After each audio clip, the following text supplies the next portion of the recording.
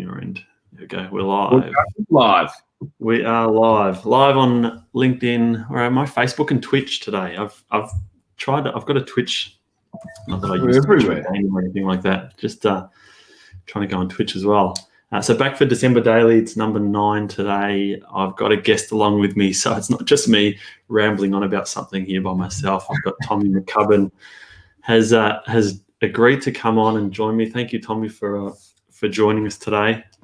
No problem.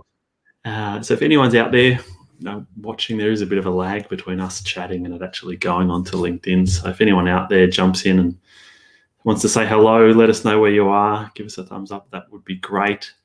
Tommy, as I said, thanks for coming on to join me. I'm not quite sure how I first stumbled across your LinkedIn profile in particular. We're mainly broadcasting on LinkedIn here, but you've got these videos about, what do you call them? Bold move. I don't know. It was one of my connections must have commented on one of your bold move videos. Yeah, they're absolutely brilliant. Like what's behind all of that? Thanks, Shane. Well, I suppose I started out as a creative director for advertising agencies, and I always focused on the technology component. So I've kept a really close eye on how technology from a commercial point of view is evolving, keeping a big eye on, big tech right through to local startups as well. And I think it just makes for interesting, compelling content if you're prepared to put your name on the line for making these sorts of predictions. And it also just sparks interesting conversation. A lot of people think, it's a long shot, but a lot of people go, I hadn't actually framed up a business opportunity like that as well. And I think it just makes for interesting content. And of course, if one comes off, then I look like an absolute oracle. So, hey, look. You do. Yeah. Someone will give you a gig as a fund manager or something if one of your ideas comes off. Yeah. So like, I think the bit that caught me, like, they're brilliant ideas, and I think your most recent one, you spoke about Slack, and then obviously in the last week or two, Slack's been taken over anyway. So you were there, you were close to you were really close to that one. But it's also like the editing of it as well. It's not just like a lot of the videos that I do, it's just me just talking to a camera about whatever I'm talking about. You've got the whole transitions and stuff going on. Like, they're actually really good videos to watch as well. So, thank you. Well, I reckon this is my first foray into editing myself. I said when the pandemic first hit, I was like, make sure you come out of this with something. Yeah. Like learn French or learn how to edit videos or something. And I knew that I always wanted the ability to. My whole career, I've had fabulously talented people around me to help me make things. Yeah. But I just think that, look, now's the time. If I can create decent videos from my desktop, then I just know I'll get from concept to publishing much quicker and much more often. Yeah. And it's a lot of the industry absolutely needing to work remotely. I was like, let's go for it. And, you spend $200 on editing software and you watch a few YouTube videos and you can get up to speed pretty quick. It's all very intuitive. Yeah, I was actually going to ask you. So it's you doing them. Yeah, good on you. I was wondering if you were actually recording it and then someone else was behind the scenes chopping it up and doing it for you. So talk to me about like your kind of career. Like where have you worked? What are you up to? Yeah, so I have worked all around the world in agencies, in creative agencies, in Melbourne, in London, in Germany, working on big brands. And I really enjoyed that. But I think, look, the way that advertising agencies operate is you need to give them 7 days a week of absolute attention, which is great. Look, in your 20s, there's no better place to work. You've got a fridge full of beer. You've got young, gorgeous people around. You've got parties every weekend. But, as you get a bit older and you have a family and those sorts of things, I just said I probably need to start doing things a bit more independently. So I have a podcast called Future Sandwich, which started out, again, like another experiment, just like Bold Move is.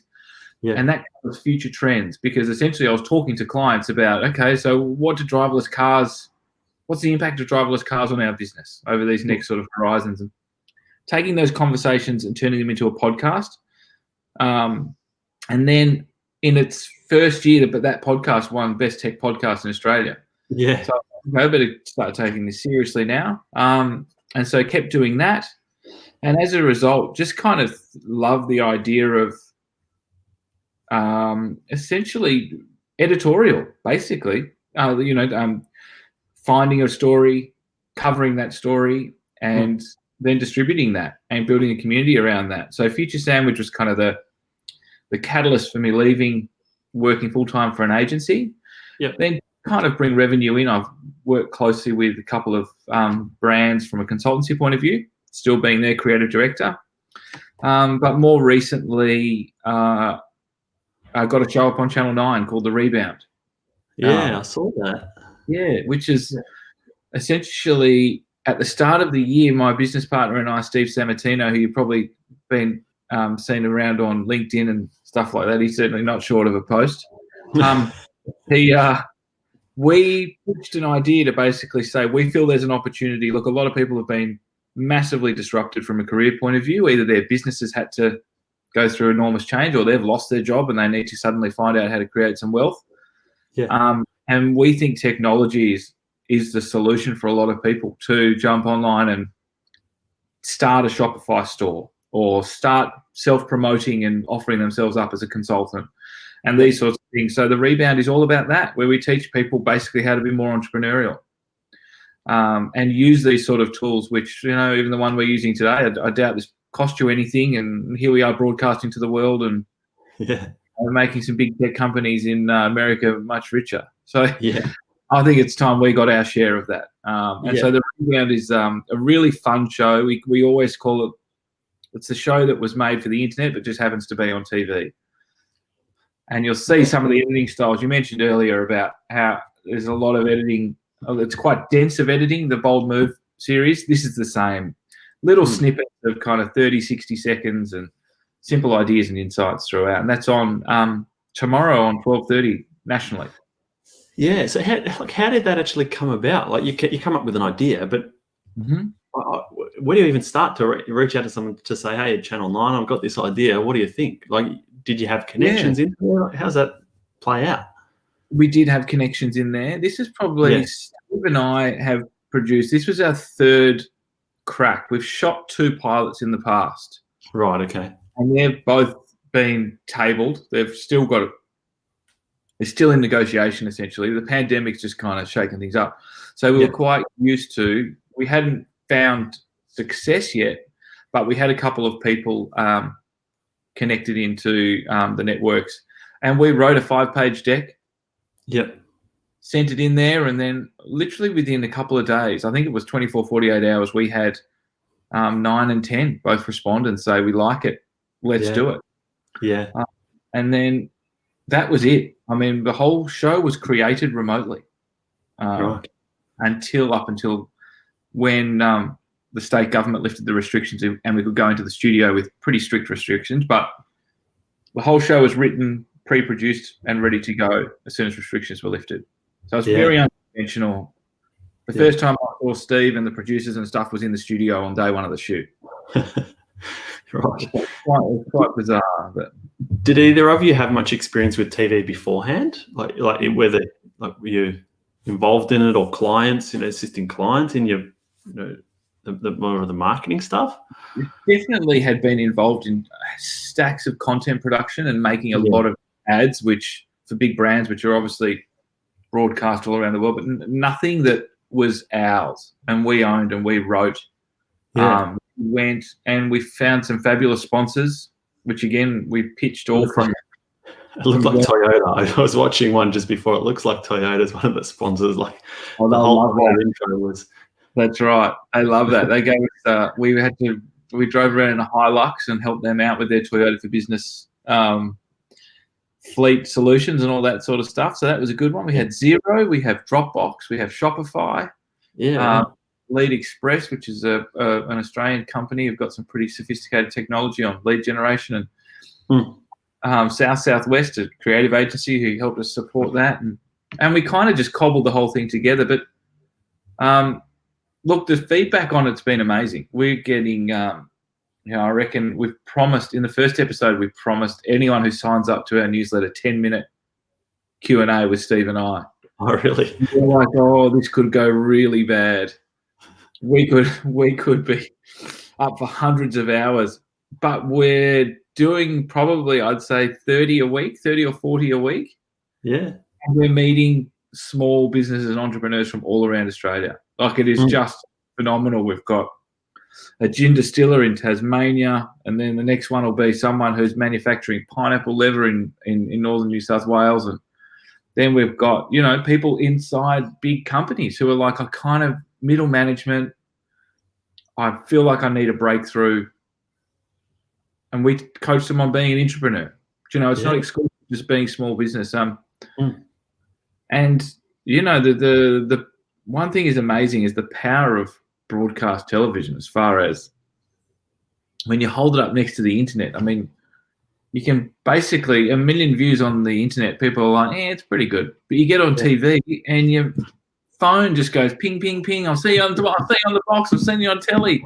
It's this magical power of when you're actually on national TV. It just carries so much more gravitas.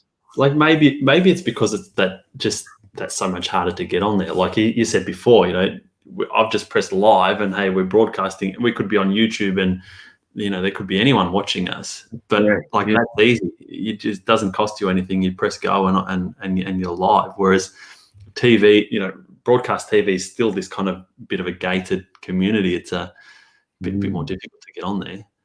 Yeah. So how many episodes? Tomorrow's episode number 5. Yeah. And then we've got one more to go.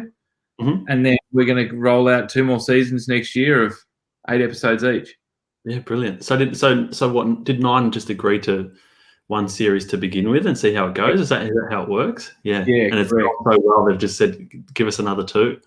Yeah. Well, they're kind of like, look, if you can, it's great content. There's a gap for this. The way that they see it is on 7, you've got Koshi, who does his business builders on Saturday afternoon, which when you hold it up next to our show is a very different beast. Mm-hmm. I mean, Koshi's a very accomplished business person and got a huge career in hosting. But I wouldn't get excited about Koshi's business advice. There's just something a bit like, he's kind of like the uncle at the Christmas table. You know what I mean? Yeah. Whereas Steve and I are much more high energy, really clear kind of insights. And we've been in the game. We've got our hands quite dirty as far as growing things, both our own brands and then also businesses that we consult with off the ground and using technology to do all that. Yeah, right. So we come with a lot of experience as well. So for the networks, they were like, fabulous. This is our answer to Koshi. This is kind of, and it feels like a lot of our sponsors are kind of saying that this is the sort of space they want to play in. Yeah, brilliant. Yeah, and as you said, it's kind of like the pandemic's almost lit the fire underneath it. That like there was this craving for that type of stuff right now. Yeah, that's brilliant. Yeah. So Future Sandwich, is that you're still operating that podcast or? Yeah, definitely. Yep. So we've got sort of 1 episode a month coming out. Yep. And then doing, the next series is all about space exploration. Just covering off, okay, what are SpaceX up to? What's the sort of commercial side of space exploration? What are all their objectives? Because, we see launches and we see rocket landings, and we got to understand that that's kind of step 2 of 20, which has been very clearly mapped out. And the vision is pretty extraordinary and how serious they are about actually colonizing, certainly setting up a base on Mars. And mining asteroids and all these fabulous concepts, which I feel like a lot of people don't kind of understand the gravitas of what actually is happening here and the fact that it's all privatized. So that's the next series coming up. It'll be probably just after Chrissy, I reckon that'll be kicking off. Yeah. And so you're in the process of recording that now, are you? Yeah. Okay. And then like your consulting work and that kind of stuff that you do, like is that through Future Sandwich, like the business, or what structure you put in that? Yeah, okay. A lot of time brands will come to me and say, look, I would like to create a content series in and around sort of technology and future concepts, and because every brand needs to kind of show that they have big ambitions to move forward. Yeah, they've got a big vision, and so my clients really like coming to me because I can integrate them into a lot of the research I've done in and around trends. So I might go to one of my clients who's a telco, and it might be about the future of work. Yeah, and they're basically saying that now their infrastructure and devices can enable us to work from anywhere. And so they go to market with their kind of the future of work series, and that then becomes sort of a thought leadership piece, which dovetails into pretty solid lead generation for them. Yeah, okay. And so my experience of, like, if you did a Venn diagram of creative director for big brands for 15, 20 years, and then obviously sort of thought leader in future trends and technologies, that kind of Venn diagram crossover is really appealing to a lot of brands that want consultation and ideas and creative that comes out of a sort of a big, lofty, ambitious vision.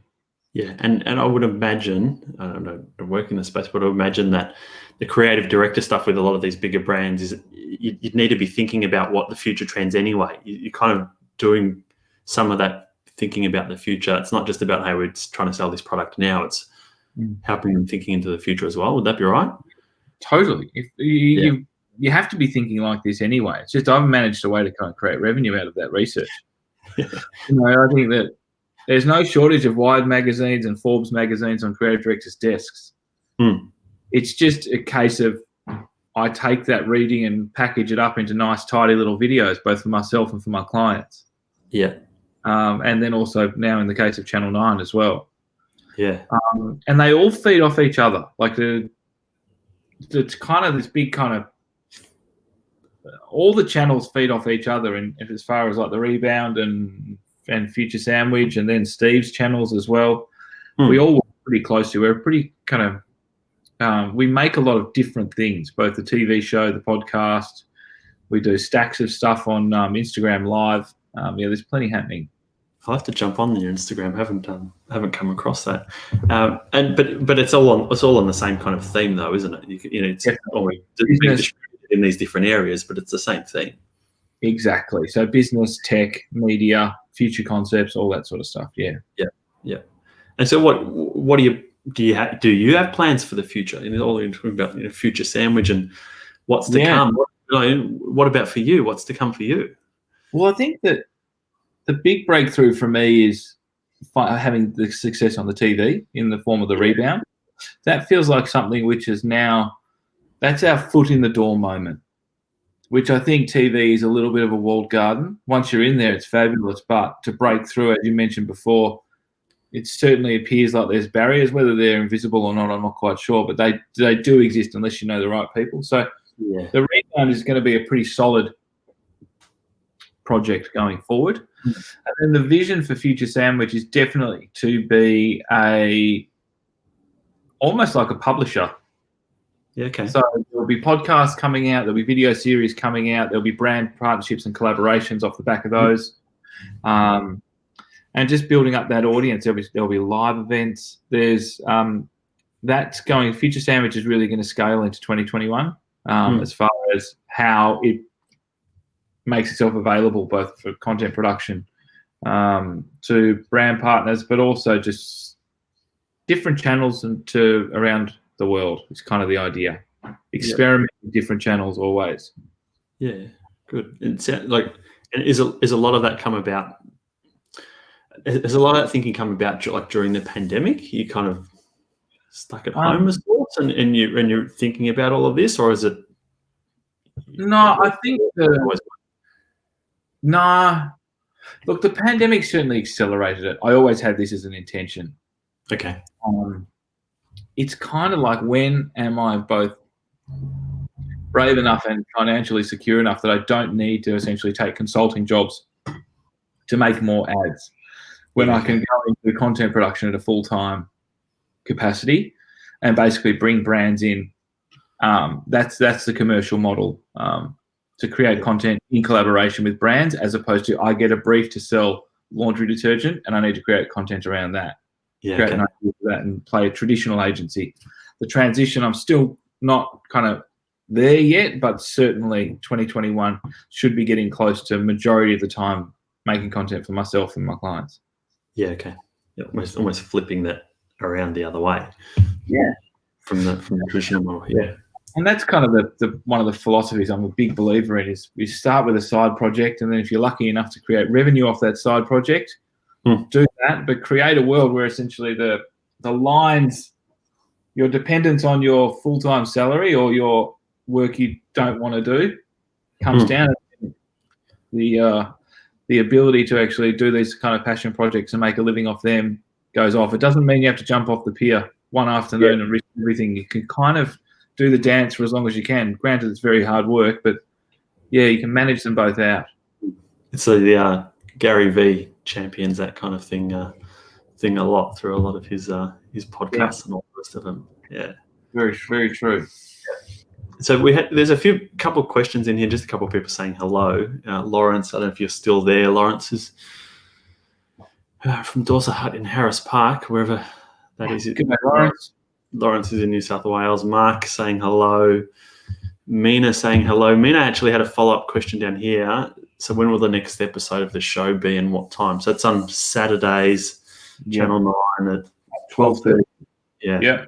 Jump in, Mina, and let us know what you think. You can follow us, the Rebound TV, on Instagram and Twitter and YouTube.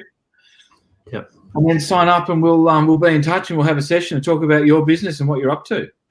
And that's Australia-wide. That's not just Victorian programming, because sometimes they differ in the different states. Yeah. Well, it's sort of 12:30 across the country. So obviously Perth is a few hours. Yeah, that's right. But we do a for the down the East Coast. Steve and I are on Instagram for the hour after the show tomorrow as well. If you want to jump on and chat then. Do you jump on live afterwards? Do you jump on Instagram live afterwards? Correct. Yeah, I know.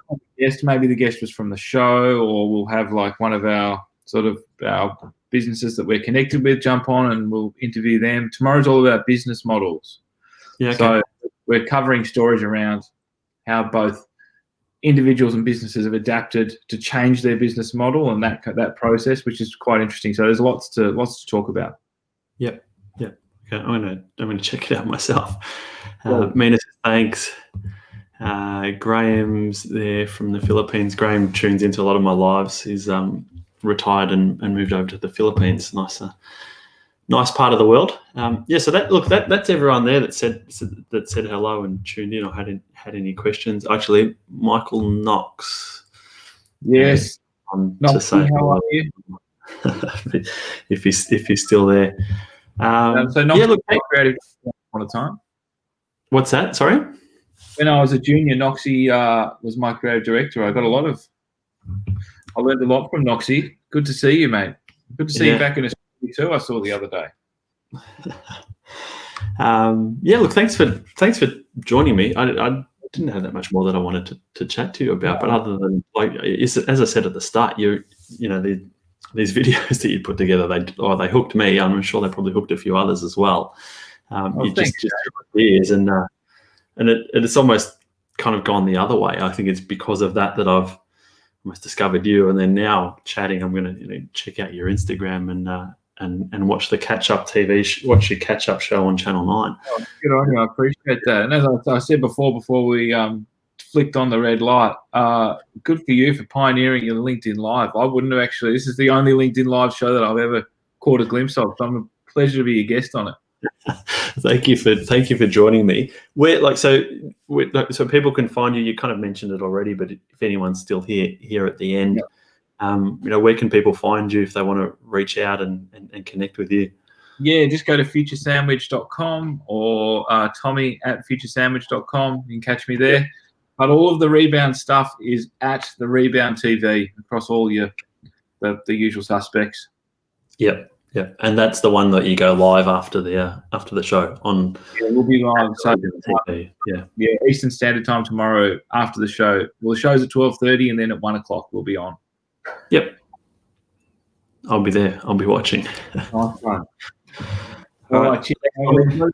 Friday afternoon. Yeah, you too. Thanks for joining me. See ya. See you, mate. Bye-bye.